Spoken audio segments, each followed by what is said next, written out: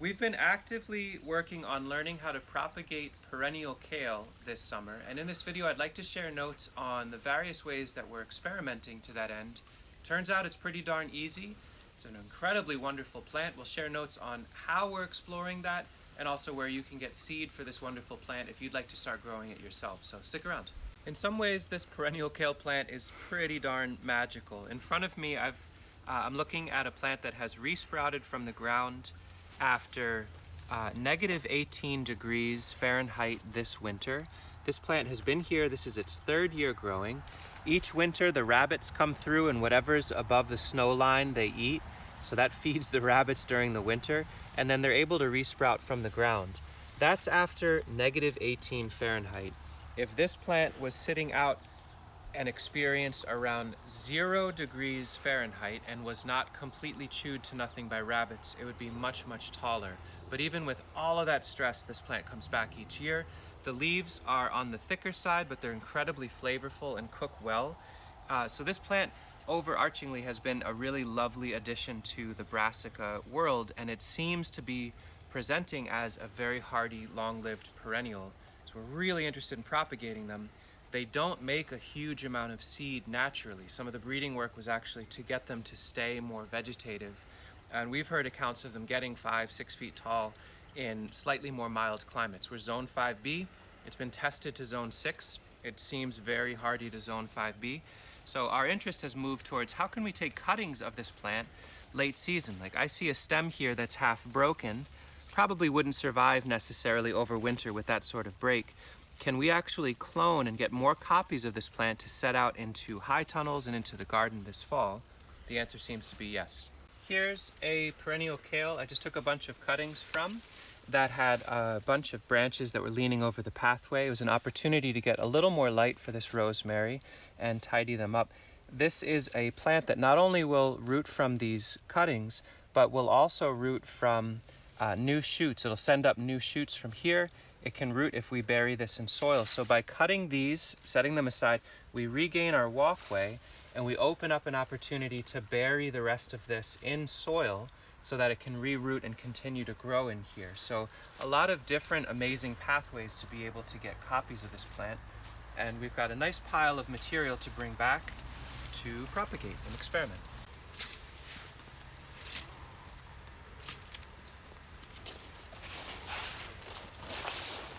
I took some cuttings from that high tunnel since we had to anyway. I want to make sure I'm also taking cuttings from plants that have survived outdoors fully so that we're cloning not only plants that had a little protection, but also some from the wilds of the great outdoors. I think they're all about the same in their hardiness at this point, but just to have that diversity in what we're cloning.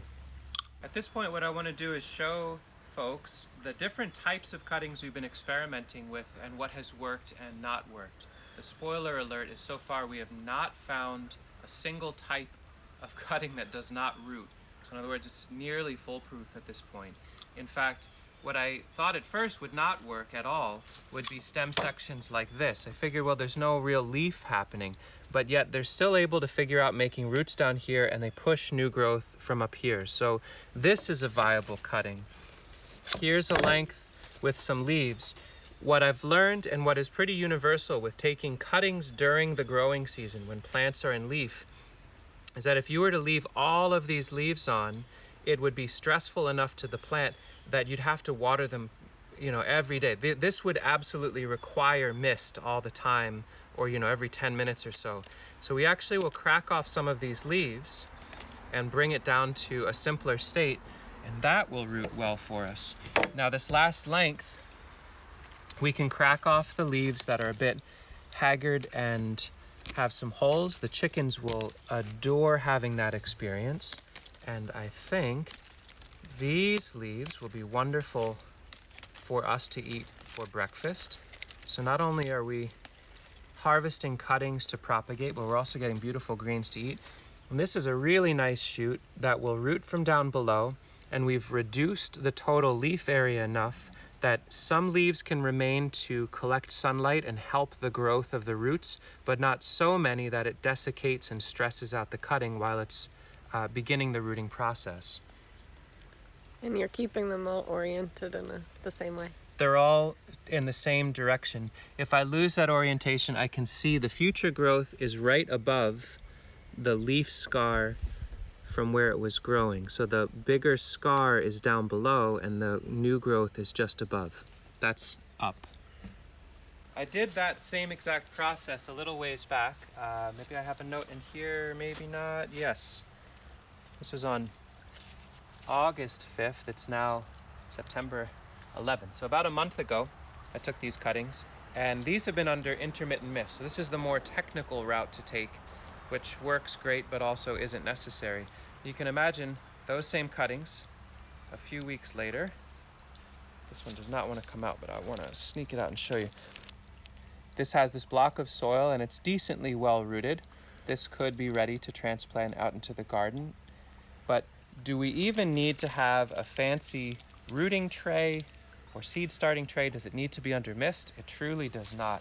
So skip this if you want to skip this. Here's another trial where I took a crate. This has holes on the bottom so it breathes. It's basically an air pruning crate, and put cuttings in here, and instead of using nice seed starting mix, we just used decent soil, some compost from the chicken yard, and watered it. Really? That's the only honeyberry seedlings I have. Thank you, my friend. Watered this somewhat frequently, but honestly kind of forgot about it for a while. We've had some decent rains. That was enough. This one is a distinct failure. The rest of these communally pushed into soil. This was a couple weeks ago. They have rooted too. It's going to be a little harder to differentiate them, pull them apart and plant them out. But as long as it's an overcast or a rainy day like this, we can either pot them up or move them to the garden, and they should be able to continue to grow and perennialize in the landscape. Really similar picture here. This is a smaller, more mobile container. This was about a week ago. I would suspect these haven't rooted yet, but trialing them even a little bit closer, and not rooting yet, but I'm seeing callousing. They're starting to swell at the bottom, and none of them have really dropped their leaves very much, so they should be fine too. I don't think I've actually watered this one since we've had some rains, but I can see some leaves are drooping. This is a good example. If you leave too many leaves on when these plants are trying to root, you can either chase that by watering all the time, or go simpler and say, okay, sorry about that leaf, sorry about that one. Let's just knock these floppy leaves off and take the pressure off them. They still seem to be able to root without them. Some people will recommend using isopropyl alcohol to sterilize scissors and use that. It turns out a filthy fingernail seems to work okay as well. Don't take my word for it. Decide what you need to do. Another layer of simplifying. So let's skip the mist. Let's skip containers that we then have to transplant later. Really? Thank you. And here is just the cuttings directly into soil. And we're in the shade of an apple tree and some decently rich soil. And these are just beginning to root. These are similar time as the last one. We've got a special guest. This is our friend Jethro.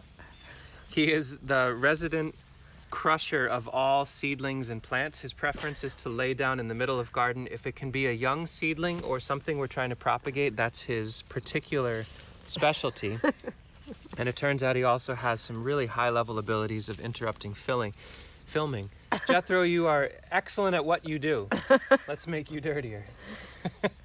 These were processed like I described earlier. Again, you know, the leaves, if they get droopy or have problems, I don't chase it by watering. I simply pluck off any leaves that look rough. And I'm guessing these are rooting at about 80%. They've been watered once or twice. They've been rubbed on by a white cat. If you have a white and tan cat that can rub the cuttings, that seems to be pretty helpful.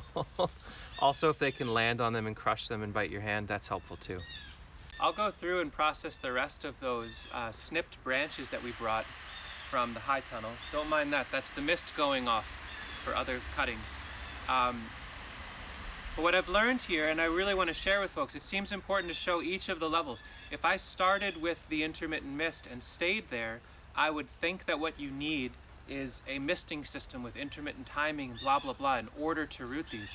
I feel like it's important if you're going to try propagating plants, try the complex way that some people recommend, but try to go simpler and simpler and see what the threshold is. It turns out these cuttings, and maybe other types of brassica too, with decent leaf area reduction and relatively healthy, vigorous cuttings, should be able to root by simply being pushed into decent garden soil. And so from here on forward, I don't see any reason why I would opt for something more complex than this. In fact, maybe where we want them to grow in the garden is exactly where we push in the cuttings. Water them a handful of times if it's going to be really sunny and dry, or do it on the morning of a day like today where it's supposed to rain all day, and do something else with our time than fussing over the details of propagating. If you'd be excited to try to grow out perennial kale where you live, I'd like to mention the Experimental Farm Network. The link to their project is in the description. It's a nonprofit organization of folks that are interested in breeding out really lovely varieties of perennial vegetables and heirloom veggies, and it's all open source with the idea of it being non-patentable, however you say that word, genetics that are meant to be shared amongst the people. Prices are super reasonable on their seeds as well. This is called, I believe, Homesteader's Mix or Kaleidoscope Kale, and they, as of today, still have seed for it, so check them out.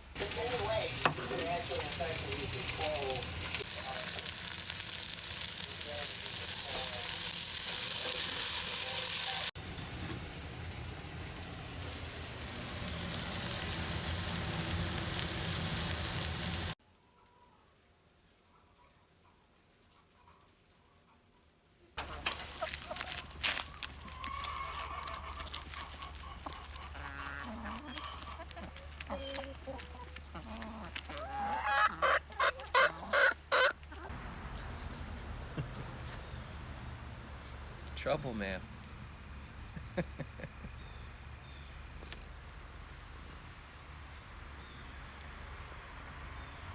No, it's so cute. Don't take him out. He's not hurting them. It's the only mulberry. He's not hurting them, though. Please. He's so cute in there. He doesn't want to go.